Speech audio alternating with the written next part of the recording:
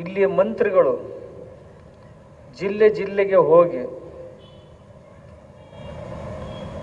ಎಲ್ಲ ಅಧಿಕಾರಿಗಳ ಮೀಟಿಂಗ್ ತಗೊಂಡು ವಕ್ಫ್ ಭೂಮಿಯನ್ನು ಹೆಂಗೆ ಹುಡುಕಾಡಬೇಕು ಅಂತ ತಿಳ್ಕೊಂಡು ಅವ್ರಿಗೆ ಮಾರ್ಗದರ್ಶನ ಮಾಡಿ ಅದನ್ನೆಲ್ಲ ವಕ್ಫ್ ಬೋರ್ಡ್ನ ಹೆಸರಿಗೆ ಮಾಡಬೇಕು ಅಂತ ಒತ್ತಾಯ ಮಾಡಿ ಕೆಲಸಕ್ಕೇನು ಹಚ್ಚಿದ್ರು. ಅವಾಗ ಎಲ್ಲರ ಕಾಲ ಕೆಳಗಿನ ಉಸುಗ ಸರಿಲಕ್ಕೆ ಹತ್ತು. ಅದಕ್ಕೆ ಯಾರೂ ಅಪವಾದ ಇಲ್ಲ. ಮಠ ಮಂದಿರಗಳು ಹೋಗ್ತಾ ಇವೆ. ರೈತರ ಅನ್ನದಾತನ ಭೂಮಿನೂ ಹೋಗ್ತಾ ಇದೆ. ಉದ್ಯೋಜಕರ ಉದ್ಯೋಗ ವ್ಯಾಪಾರ ಸ್ಥಾನಗಳು ಅದಕ್ಕೆ ಅಪವಾದ ಇಲ್ಲ. ಶಹರದಲ್ಲಿರುವಂಥವ್ರಿಗೂ ಸಹಿತ ನಮ್ಮ ಜಾಗ ಸುರಕ್ಷಿತ ಐತಿ ಅಂತ ಯಾರೂ ಎದಿ ತಟ್ಟಿ ಹೇಳ್ಕೊಳ್ಳೋ ಸ್ಥಿತಿ ಆಗಿಲ್ಲ. ನಾಳೆಗೆ ಮುಂಜಾನೆ ಏನಾಕೈತಿ ಯಾರಿಗೆ ಗೊತ್ತು ಅಂತನ ಎಲ್ಲರಿಗೂ ಭಯ ಕೊಟ್ಟು ಈ ವಕ್ಫ್ ಕಾಯ್ದೆಯನ್ನ ಬ್ರಿಟಿಷರು ತಂದಿದ್ರು. ವಂಗಭಂಗದ ನಂತರ ಬಂಗಾಳ ವಿಭಜನೆ ಆಯಿತು. ಒಂದು ಸಣ್ಣ ಟ್ರಯಲ್ ನೋಡಿದ್ರು ದೇಶ ಒಡ್ಯಾಕ್ ಬರ್ತೈತೋ ಇಲ್ಲೋ ಅಂತ. ಬಂಗಾಳ ವಿಭಜನೆಯನ್ನ ಮಾಡಿದ ನಂತರ ಒಂದು ಸಣ್ಣ ಟ್ರಯಲ್ ಮಾಡಿದ್ರು. ಈ ವಕ್ಫ್ ಕಾಯ್ದೆಯನ್ನು ತಂದರು. ಅದು ಮುಂದೆ ಕಾಲಕ್ಕೆ ತಿದ್ದುಪಡಿ ಆಗ್ತಾ ಆಗ್ತಾ ಆಗ್ತಾ ಯಾವಾಗ ಸ್ಟ್ರಾಂಗ್ ಆಯಿತು ಅಂತಂದ್ರೆ ನರಸಿಂಹರಾಯರ ಕಾಲಕ್ಕೆ ಅದು ಭಾಳ ಸ್ಟ್ರಾಂಗ್ ಆಯಿತು. ಮುಂದೆ ಮನಮೋಹನ್ ಸಿಂಗ್ ಅವರು ಅದಕ್ಕೆ ಕಳಸ ಇಟ್ಟರು.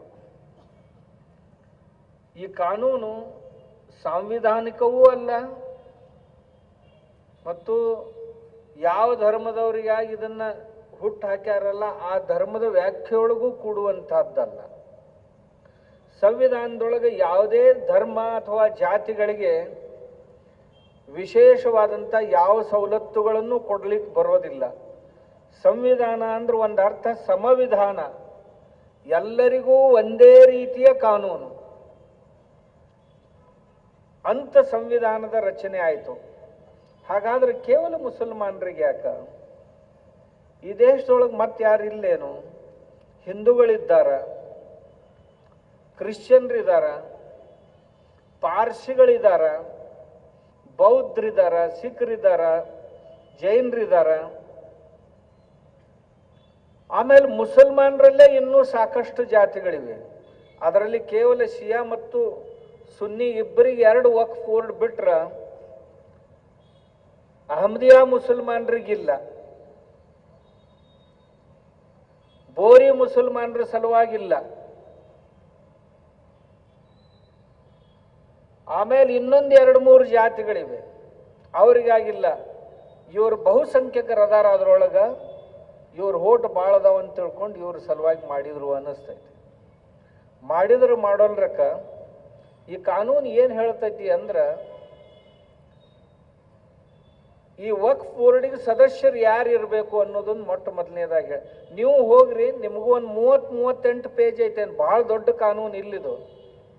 ನಾನು ನೋಡಿದೆ ಎಲ್ಲ ಕೂಲಂಕುಷವಾಗಿ ಅದನ್ನು. ಒಂದು 30-38 ಪೇಜ್ ಐತಿ. ಇದ್ರೊಳಗೆ ಯಾರ್ಯಾರು ಇರ್ಬೇಕಪ್ಪ ಈಗಿದ್ದ ಕಾನೂನಿನೊಳಗೆ ಅವ್ರು ಹೇಳಿದ್ದು. ಒಬ್ಬ MP ಇರಬೇಕು, ಅವನು ಮುಸಲ್ಮಾನರವನ ಇರಬೇಕು. ಒಬ್ಬ MLA ಇರಬೇಕು, ಅವನು ಮುಸಲ್ಮಾನರವನ ಇರಬೇಕು. ಒಬ್ಬ ಕಲೆಕ್ಟರ್ ಇರಬೇಕು, ಅವ ರಾಜ್ಯದೊಳಗೆ ಯಾವುದೇ ಜಿಲ್ಲಾಕ್ಕೆ ಯಾಕೆ ಇರೋದಕ್ಕ ಕಲೆಕ್ಟರ್ ಇದ್ದವನ ಇರಬೇಕು ಅಥವಾ ರಿಟೈರ್ ಆಗಿದವನ ಇರಬೇಕು. ಒಬ್ಬ ಸಿಟಿ ಸರ್ವೇಯರ್ ಇರಬೇಕು, ಅವನು ಮುಸಲ್ಮಾನ ಇರಬೇಕು. ಆಮ್ಯಾಗ ಒಬ್ಬ ಮುತುವಲ್ಲಿ ಅಂತ ತಿಳ್ಕೊಂಡು ಮ್ಯಾನೇಜರ್ ಇರಬೇಕು, ಆ ಮ್ಯಾನೇಜರ್ನು ಮುಸಲ್ಮಾನರವನ ಇರಬೇಕು. ಒಬ್ಬ ವಕೀಲ್ ಇರಬೇಕು, ಆ ವಕೀಲ್ನು ಮುಸಲ್ಮಾನರವನ ಇರಬೇಕು. ಆಮೇಲೆ ಮುಸ್ಲಿಂ ಕಾಯ್ದೆ ಪಂಡಿತರು ಅಂತ ಏನಿರ್ತಾರಲ್ಲ ಅವ ಒಬ್ಬ ಇರಬೇಕು, ಅವನು ಅವ್ರ ಪೈಕಿನೇ ಇರ್ಬೇಕು. ಮತ್ತೊಬ್ಬ ಓದ್ಕೊಂಡಿದ್ದಂದ್ರೆ ನಡೆಯಂಗಿಲ್ಲ. 7 ಮಂದಿ ಕೂಡಿ ಇದನ್ನು ಕೊಟ್ಟರು. ಅವ್ರು ಹೋಗಿ ಎಲ್ಲಿ ನಿಂತು ಹಿಂಗೆ ಬಟ್ ಮಾಡಿ ತೋರಿಸ್ತಾರ ಆ ಜಮೀನಿಗೆ ನೋಟಿಸ್ ತೆಗಿ ಕೆಲಸ ಮುತುವಲ್ಲಿದು.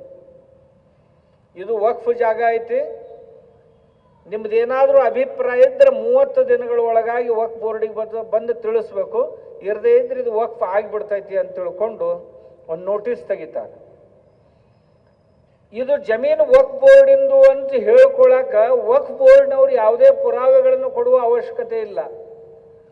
ಆದರೆ ಯಾರಿಗೆ ನೋಟಿಸ್ ಕೊಟ್ಟಾರಲ್ಲ ಅವರು ಇದು ನಮ್ದು ಹೆಂಗ ಅಂತ ತಿಳ್ಕೊಂಡು ಅದನ್ನು ಸಿದ್ಧಪಡಿಸ್ಬೇಕು, ಅದಕ್ಕೆ ಬೇಕಾಗುವಂಥ ಪುರಾವೆಗಳನ್ನು ಕೊಡಬೇಕು.